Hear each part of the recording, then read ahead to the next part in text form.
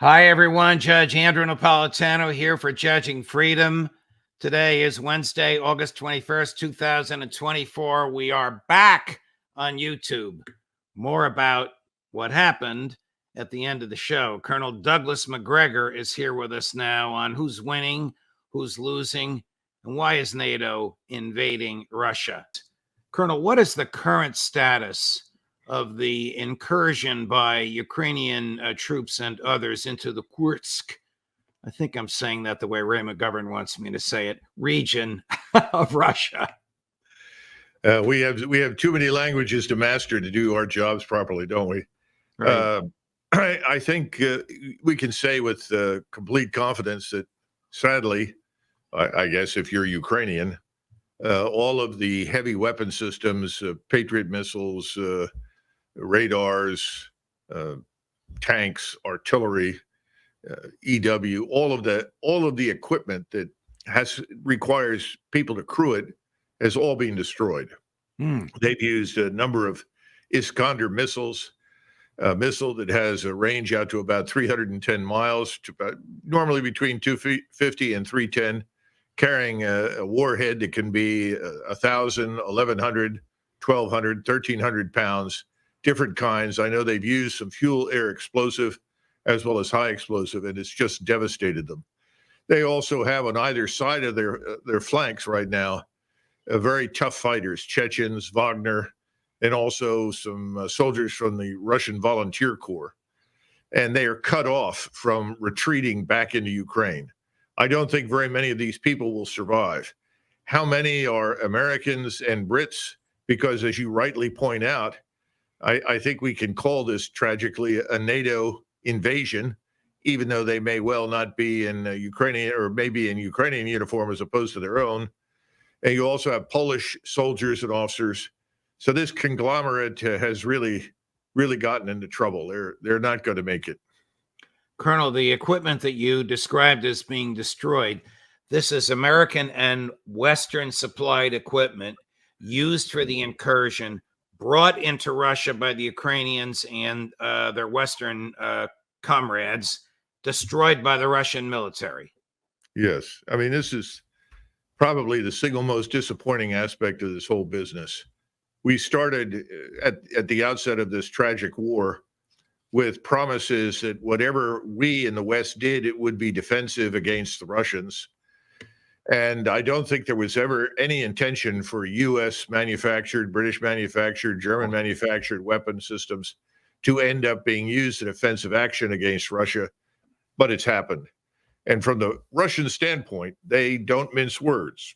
They are very clear. As far as they're concerned, this was not just a Ukrainian penetration into Russia, it was a NATO penetration, even though it didn't get very far. I would say maybe 20, 30 miles, perhaps 10 miles across. All of these frantic claims of occupation of areas and taking ground, and that's all nonsense.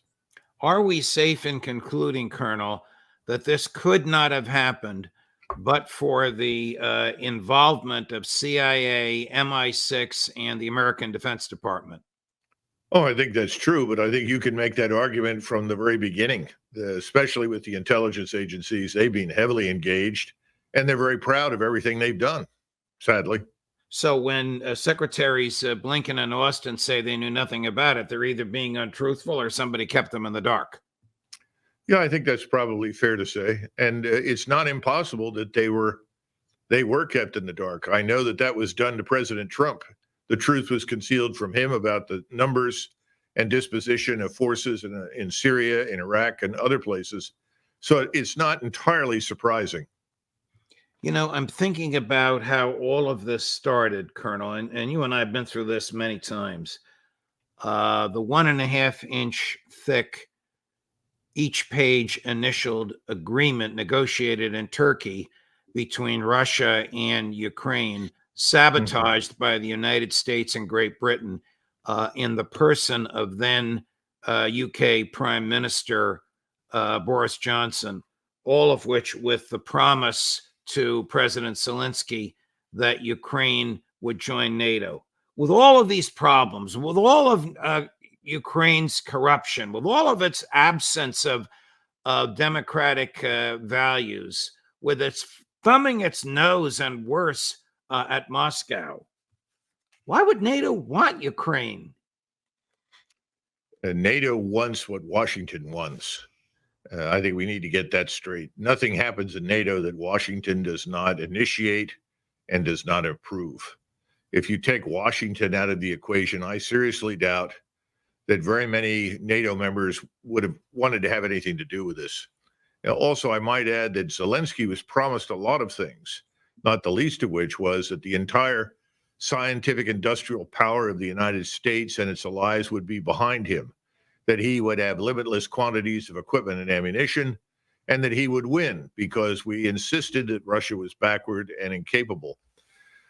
Today, I received a communication from Europe, and the communication came to me from the Balkans, principally from Croatia, but some other states as well, people arguing against any further action and making the point that Article 5, this is this trigger for conflict in theory, right, really does not obligate anyone in NATO to join a war that they don't support. And the argument that they made to me was, we don't support what's happening in Russia. We really never did. We're not part of it. We're not sending anything over there. So make sure Americans understand that if they initiate a war and they expect us, these are people in the Balkans, to support them, right, not going to happen. Well, who does General, I think I have his name right, and I should be able to pronounce his last name, Cavalli. Holy, yeah. Cavalli. Who does General Cavalli command? Is it just American troops or is it NATO troops as well? In theory, he is the supreme commander of Europe. He holds the same title that Eisenhower did at the end of the war when he was the initial commander of what was then not really NATO, but Allied Forces Europe. Right. And in theory, he commands all of those forces. But the truth is that in the event of any emergency, any conflict or crisis, the various parliamentary bodies and their presidents have to give permission for the use of their forces, their capabilities, their resources. And that's something one cannot assume, because again, the people that were contacting me earlier today from the Balkans concerned about Article 5 pointed out that they had joined NATO because it was a defensive alliance. And they thought that this would enhance their national security and defend them. In truth, we all know that it's been a Trojan horse for offensive military action by the United States and its closest allies, primarily Britain, France, and to a lesser extent, Germany. They were lied to by NATO, just as former Russian President Gorbachev was lied to by NATO and lied to by the United States. Colonel, is Ukraine, I think I heard you say this, as wild as this sounds, I must ask you this, is Ukraine using chemical weapons in Russia?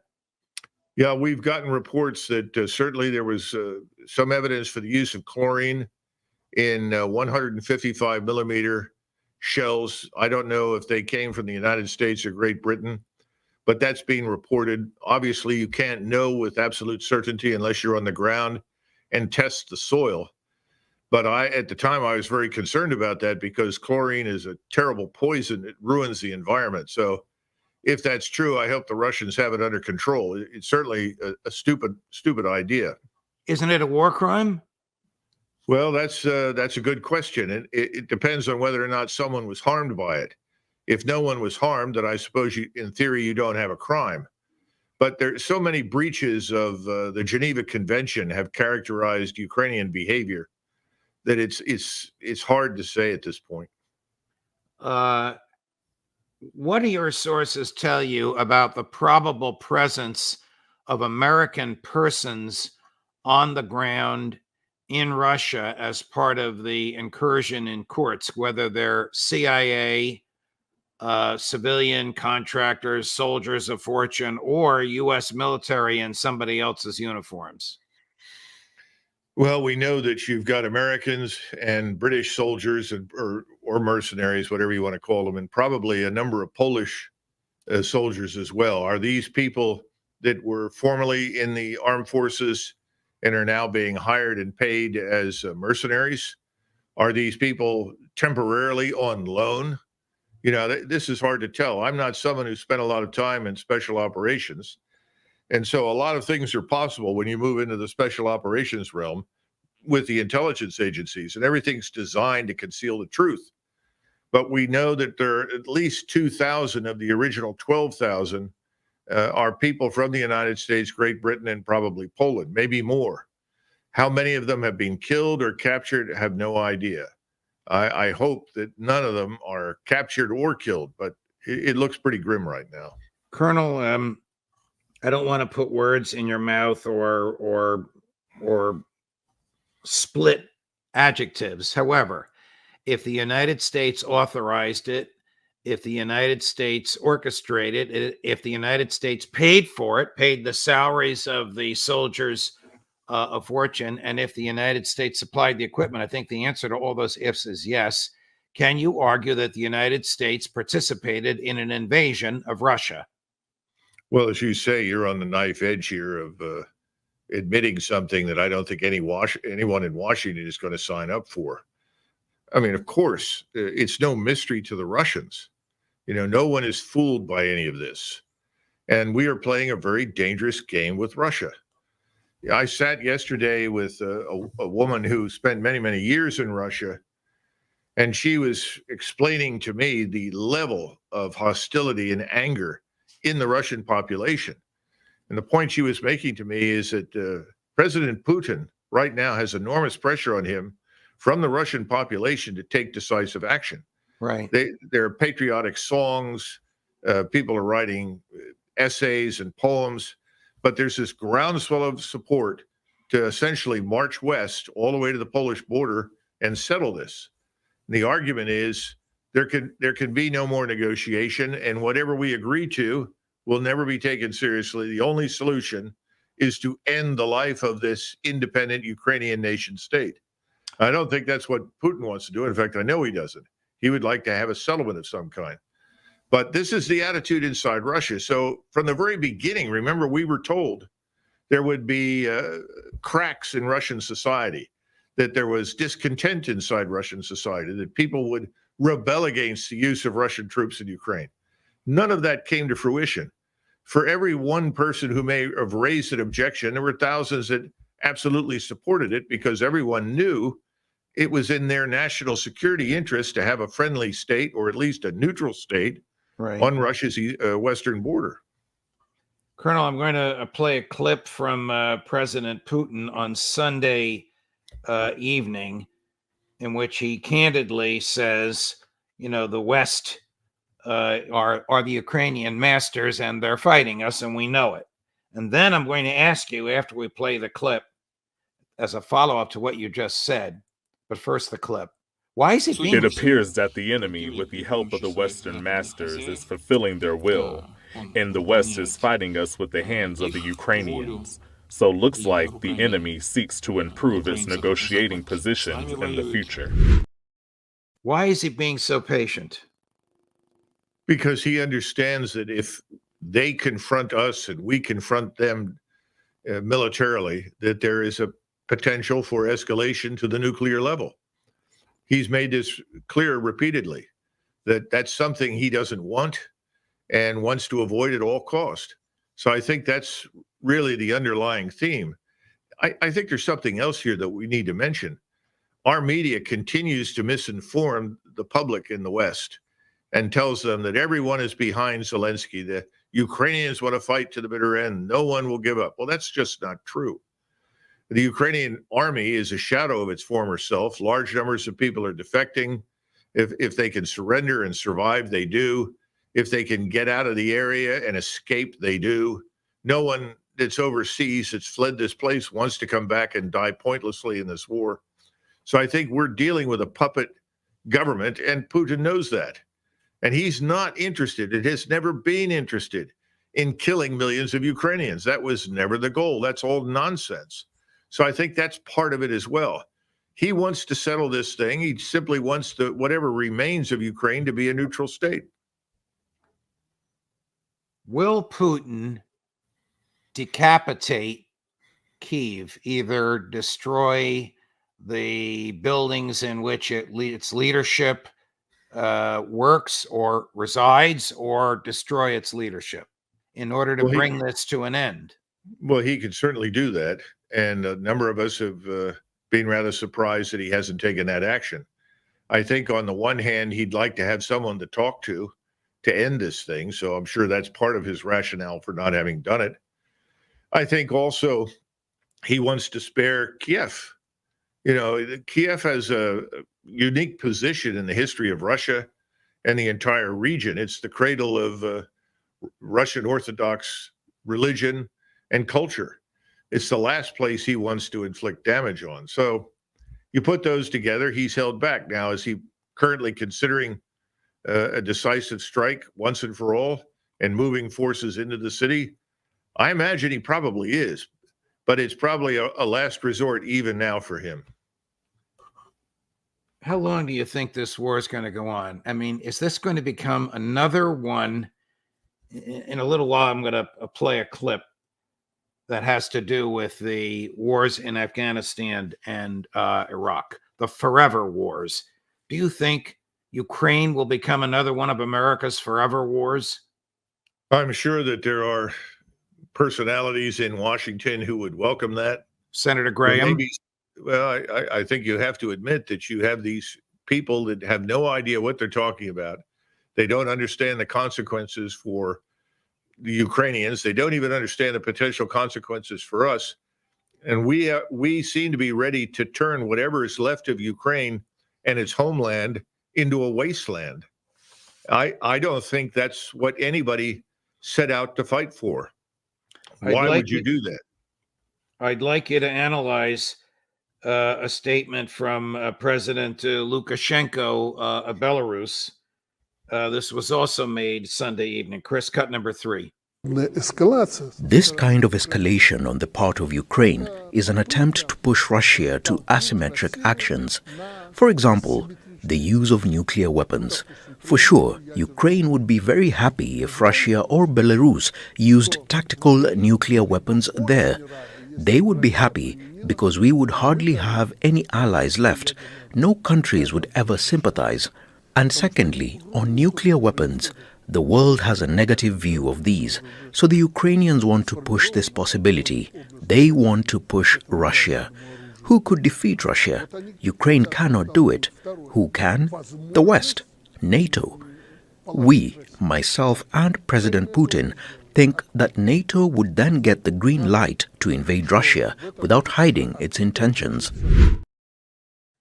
But for the statement that the NATO could defeat Russia, I'm wondering if the whole attitude that he conveyed there was after he had a conversation with President Putin. Oh, I'm sure he was influenced in some of his comments. He's someone else that we have tried to demonize virtually from the first day that he took power. But in his favor, he's tried very hard to promote peace. Now, his bottom line argument is not wrong. The Ukrainians have tried to push the Russians into extreme action. And that's why I said before, I'm sure extreme action, short of a nuclear weapon, is on the table with Putin. But it's not something he wants to take. And I think the president knows that. Lukashenko is absolutely aware that that's the case. Does he have nuclear weapons? Does Belarus,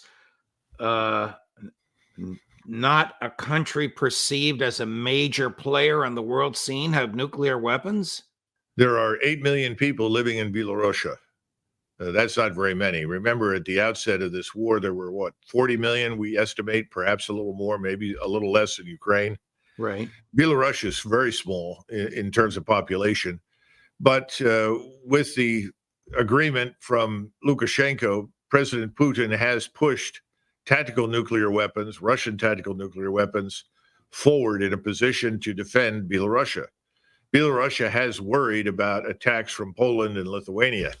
Again, you got to go back and look at the history of the region, and at least half of what we call Belarus was part of Polish Lithuania for a very long time. And so he's not unreasonably concerned about attacks against him.